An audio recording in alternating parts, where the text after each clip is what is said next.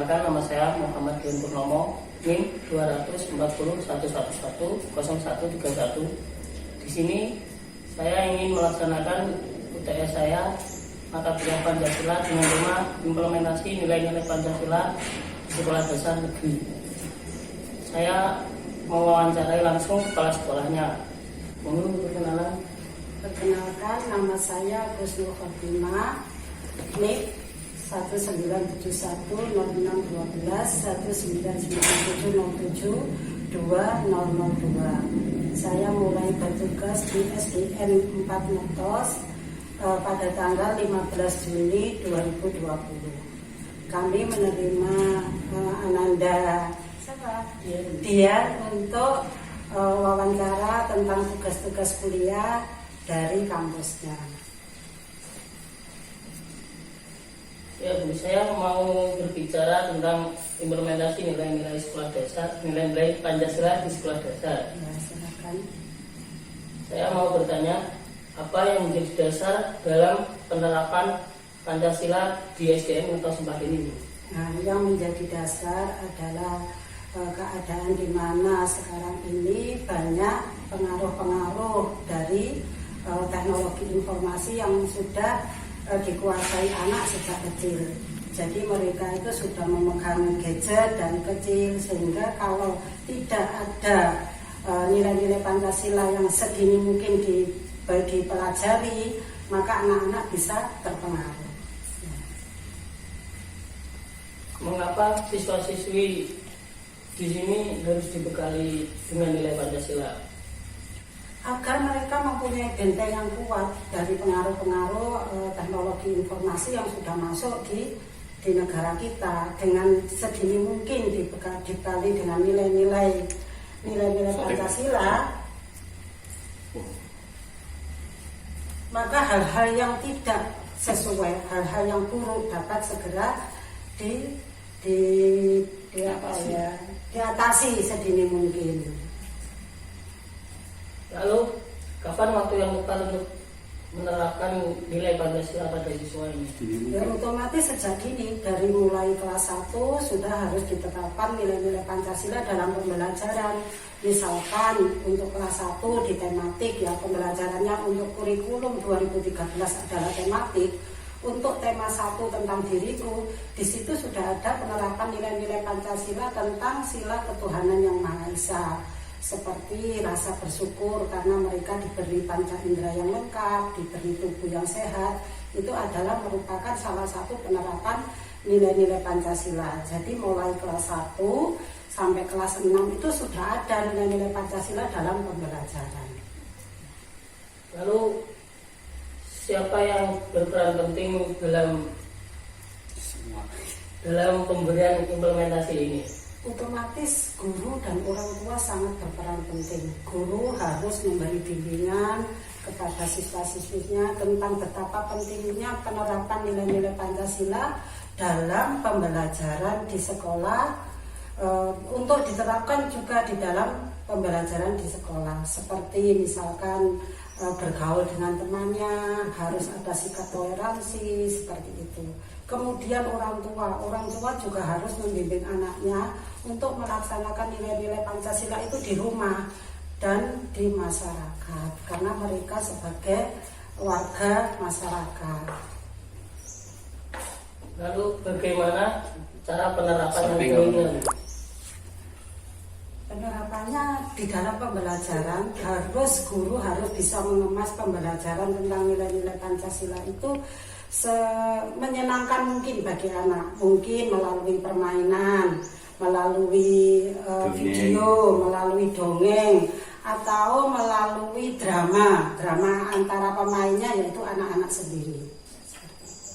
Yang terakhir mungkin ada pesan Bu untuk generasi milenial saat ini. Ya, untuk generasi yang sekarang, karena dunia teknologi itu semakin canggih, maka harus mempunyai bekal, khususnya sebagai warga negara yang baik. Kita mempunyai pedoman, yaitu Pancasila dan Undang-Undang Dasar Negara Indonesia tahun 45.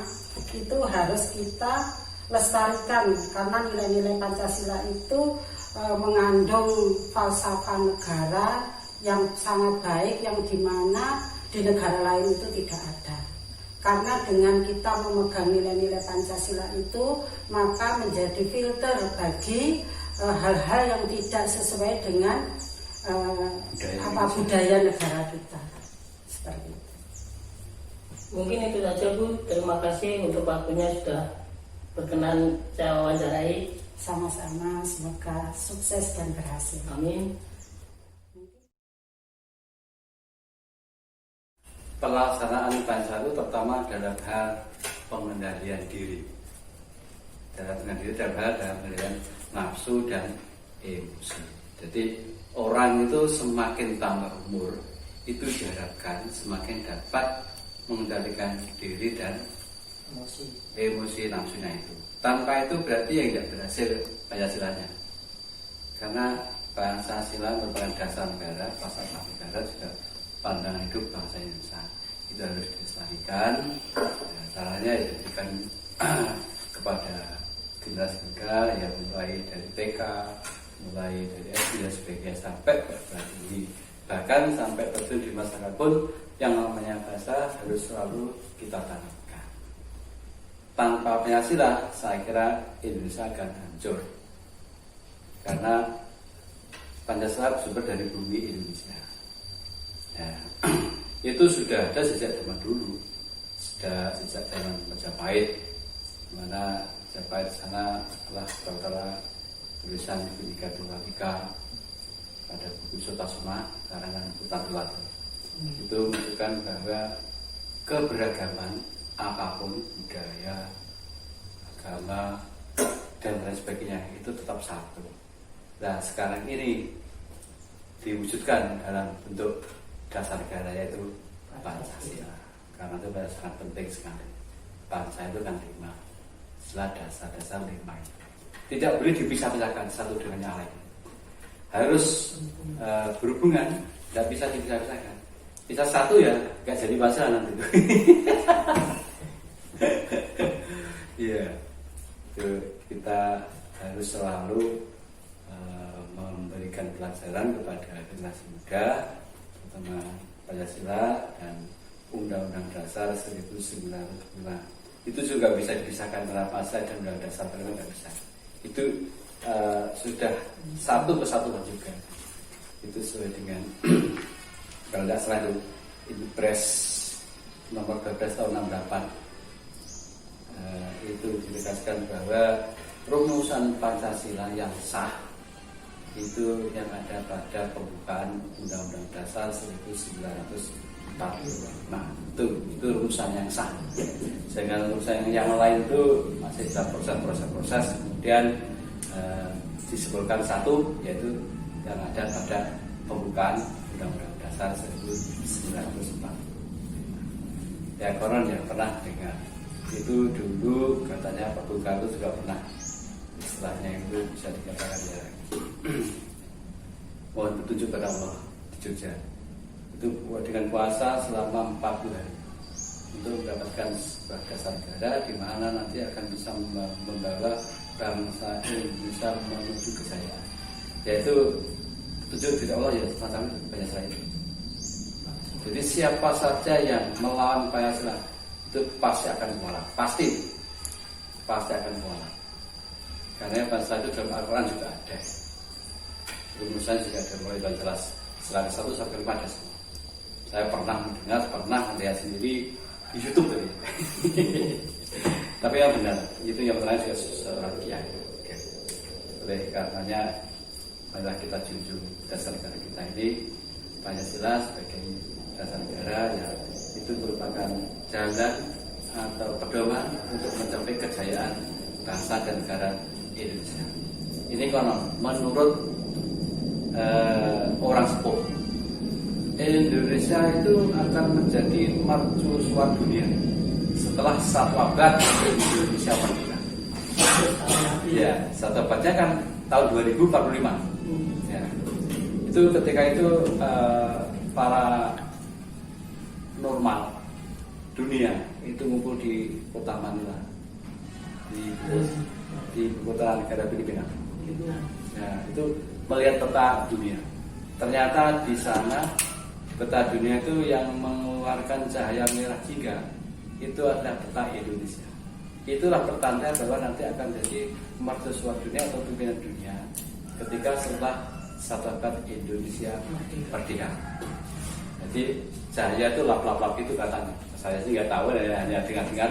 Ketika itu nggak salah dari dosen saya, dari Pak Ngalim siapa itu Madura, sementara sudah meninggal. Terus di sana kemudian di Kota Atik menurut bahasa Jawa itu juga bagus banget. Indonesia merdeka 17 Agustus 1945. Karenanya tanggal 15 itu Bung Karno diculik oleh para pemuda yang isinya untuk segera memproklamasikan tidak mau. Karena Bung Karno secara pribadi sudah mendapatkan petunjuk dari Allah, jangan harus tanggal 17. Ya, ternyata membawa nama Batuta Indonesia Pas juga. Itu menurut paranormal, sisi paranormal. Kalau menurut sisi kenyataan sekarang ya nggak tahu. Tapi sekarang ini kalau dilihat ya dari perjalanan pemerintahan ya saya kira bagus, sudah mulai menuju ke sana. Menuju ke 2045 menjadi persusuan dunia. Mengapa begitu? Nah, mengapa kok nanti Indonesia akan menjadi persusuan dunia? Sudah dituju kali letak negaranya. Kemudian karena apa yang pertama? Karena Pancasilanya. Sekarang di atas negaranya itu. Jadi menjadi persusuan dunia karena Pancasilanya itu. Karena selama ini di Indonesia agama pun bisa bersatu, budaya manapun dari bahasa Indonesia bisa bersatu, saling toleransi, saling menghargai, menghormati. Tapi di negara ini juga banyak antar agama pun juga nggak rukun, antar budaya nggak rukun, rasisme. Jadi mengutamakan keturunan, ras. Tapi kalau bisa mengutamakan kebersamaan, kekeluargaan, itu yang menjadi suatu keunggulan daripada Pancasila sebagai dasar negara Indonesia.